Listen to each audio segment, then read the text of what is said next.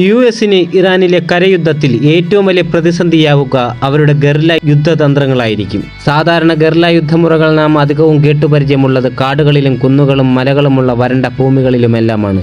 എന്നാൽ ഈ ഗറില്ല തന്ത്രത്തെ നഗരങ്ങളിൽ പ്രാവർത്തികമാക്കാൻ ഇറാന്റെ സൈനിക പരിശീലനങ്ങൾക്ക് സാധിച്ചിട്ടുണ്ട്.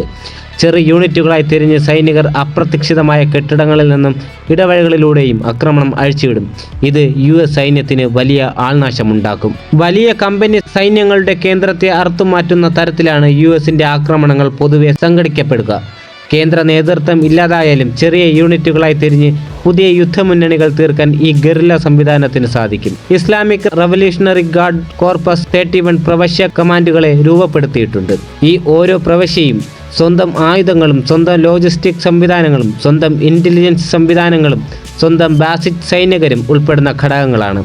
കരയുദ്ധത്തിൽ ഈ സൈനിക വിഭാഗങ്ങൾ സൃഷ്ടിക്കുന്ന ചെറു ആക്രമണങ്ങൾ സൈനികമായി വലിയ നാശനഷ്ടങ്ങൾ സൃഷ്ടിക്കും. ആൾനാശം ഉണ്ടാകുന്നത് എപ്പോഴും US സൈന്യത്തിന് വലിയ സമ്മർദ്ദമാണ് സ്വന്തം രാജ്യത്ത് സൃഷ്ടിക്കുക. നഗരങ്ങളിലും പർവ്വതങ്ങളിലുമായി വികേന്ദ്രിതമാണ് ഇറാന്റെ സൈനിക തന്ത്രം. ഇത് യുദ്ധത്തെ ദീർഘിപ്പിക്കും. ഇറാഖിലേതുപോലെ എളുപ്പത്തിൽ കാര്യം സാധിച്ച് പിൻവാങ്ങാൻ ഇറാനിൽ സാധിക്കില്ലെന്ന് ചുരുക്കം. ഇതിനെല്ലാം പുറമെയാണ് നിലവിലെ ഇറാനിയൻ ഭരണകൂടത്തിന് ജനങ്ങൾ നൽകുന്ന പിന്തുണ.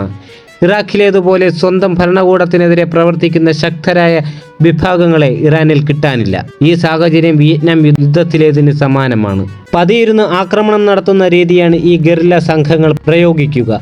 ഇറാനിലെ നഗരങ്ങളിലെ ഇടുങ്ങിയ തെരുവുകളിൽ നിന്ന് മെയിൻ റോഡുകളിലേക്ക് ഇവർക്ക് ആക്രമണം നടത്താനാകും. കെട്ടിടങ്ങളുടെ ടെറസുകളിൽ നിന്നും ബേസ്മെന്റുകളിൽ നിന്നും ആക്രമണം നടത്തി വേഗത്തിൽ അപ്രത്യക്ഷമാകാൻ ഈ സംഘങ്ങൾക്ക് പരിശീലനം ലഭിച്ചിട്ടുണ്ട്. പലയിടങ്ങളിലും തീപിടുത്തമുണ്ടായാൽ സഞ്ചരിക്കാൻ കഴിയുന്ന തരത്തിൽ തുരങ്കങ്ങളിലൂടെയും പ്രത്യേക പാതകളിലൂടെയും പള്ളികൾ, സ്കൂൾ, അപ്പാർട്ട്മെൻറ്റ് ബ്ലോക്കുകൾ, വ്യാവസായിക സൈറ്റുകൾ എന്നിവയെ ബന്ധിപ്പിച്ചിട്ടുണ്ട്. ഇവയെ ഉപയോഗപ്പെടുത്തി പ്രവർത്തിക്കാൻ ഗറില്ല സംഘങ്ങൾക്ക് സാധിക്കും. ഈ ഗറില്ല സംഘങ്ങൾ ഒരിക്കലും ടാങ്കുകളെ നേരിട്ട് തകർക്കാൻ ശ്രമിക്കില്ല.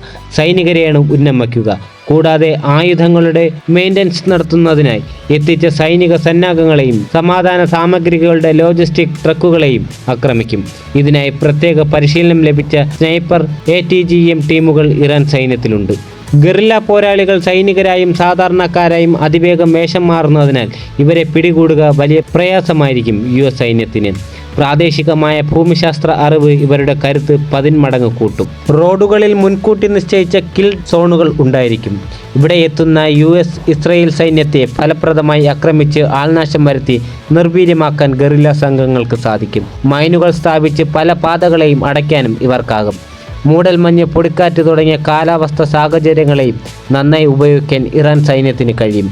ഒളിത്താവളങ്ങളായി ഗുഹകൾ, വനങ്ങൾ, പാറക്കെട്ടുകൾ എന്നിവ ഉപയോഗിക്കാം.